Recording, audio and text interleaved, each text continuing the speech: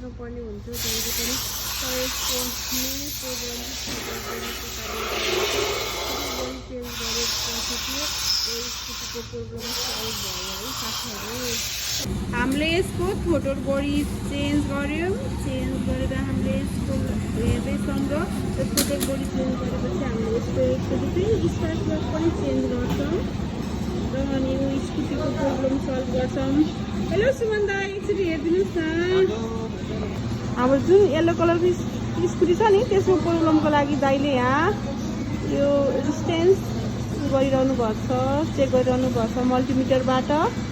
पपुदा एकदम राम्रो मिस्त्री हुनुहुन्छ। अघि हामीसँग जुन थियो नि येल्लो कलरको स्कुटी स्टार्ट बन्द भएको भए गर्ने र स्पार्क प्लग फेरेर मात्रै यस्तो सल्भ हुने।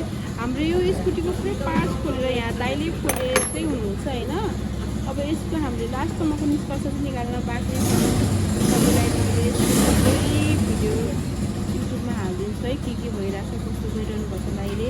हामीले यहाँ दाइ हुनुहुन्छ मेकानिक दाइ, सुमन दाइ। पाउनु न स्क्यानर गरेर हामीले तपाईँलाई अब हामीले यहाँ मोबाइलमा पनि देखाउँछौँ। हेर्नु है पप्पु दाइले यहाँ गरिदिनुहुनेछ।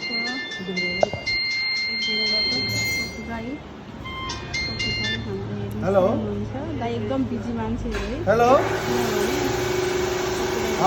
हाम्रो यहाँ एउटा स्कुटीको चाहिँ इन्जिन बाँधिरहेको छौँ, तपाईँहरूले देख्न सक्नुहुन्छ। यसको सबै खोलेर दाइले बिहानदेखि मिहिनेत गरेर पप्पु दाइले यसको इन्जिन बाँध्दै हुनुहुन्छ। पप्पु दाइ र सुमन दाइले इन्जिन बाँध्ने काम गर्नुहुन्छ यहाँ होइन। अनि फेरि यो इन्जिन बाँध्दा बाँध्दै छोडेर अर्को स्कुटी मैले इन्जिन बाँध्दा बाँध्दै यहाँ फेरि आलु स्कुटी प्रोब्लम आएर फेरि सबैजना यहाँ आलु स्कुटीमा लागिरहनु परेको छ।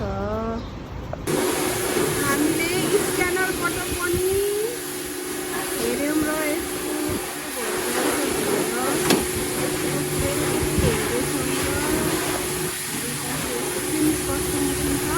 साथीहरू तपाईँलाई म पछि भन्दैछु है।